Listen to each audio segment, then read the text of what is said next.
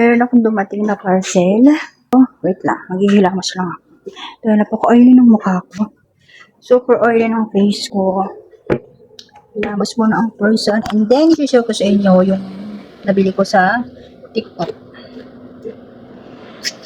Ito yung gamit ko for my pekas. Ayan, kung mapekas kayo mga sis. Ganda yun.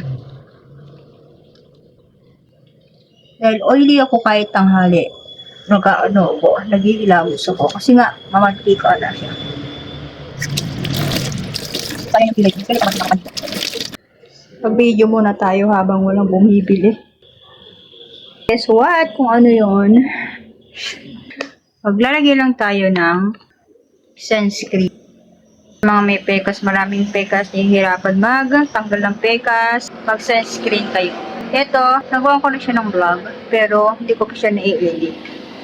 Ang ganda niya mga sis. SPF 50 PA+++ siya.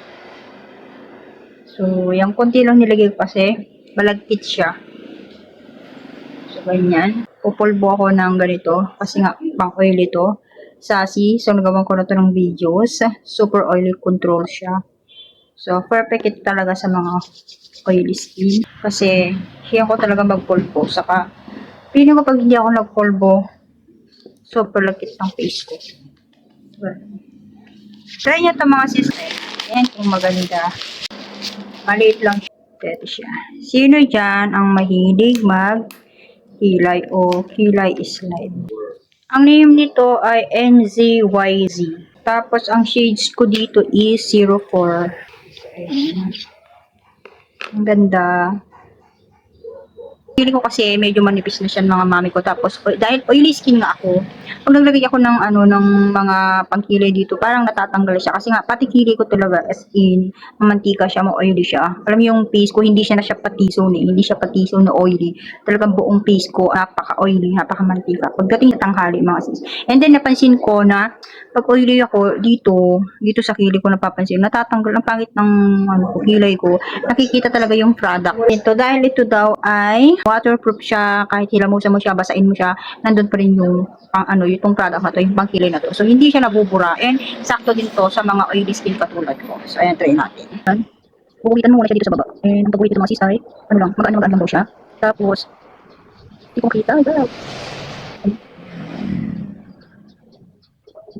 drawing muna tayo tapos. Mabilis siya matuloy. Tapos, ay hirap naman sa lamin. Diba kayo ha? Mahirap naman sa lamin. So, yan. Yan. Tignan nyo nga, diba? Ganyan ko lang siya. Pati na. Oo, ganda nga naman sis. Tapos dito sa dulo. Gawa ko na lang daw na.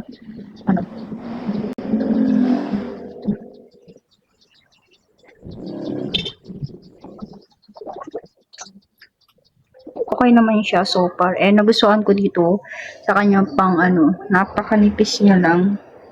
Ang gandang pang drawing sa kilay. And di na yan. Ang bilis niyang matuyo actually guys. Ayan, wala pala siyang hindi niya na siya matatanggal. Ayan, ang ganda. Para siyang tattoo. Pero oo, hindi siya yung maghuhulas talaga kahit basahin niya. So, kahit nga maghilamos ka daw, hindi siya matatanggal or sakto to sa mga nagsiswim. Pero parang nakapalan ko siya. Dito sa personal. Pero yan, hindi naman. So, gray siya, gray. So, yan. 70 pesos lang to. Ang ganda. Ang gandang pangkilay. Sa mga walang kilay, super ganda nito. Hindi kayo pa ulit-ulit na mag-drawing ng kilay nyo. Hanggang hapon na yan. Okay, so ayun lang mga sis.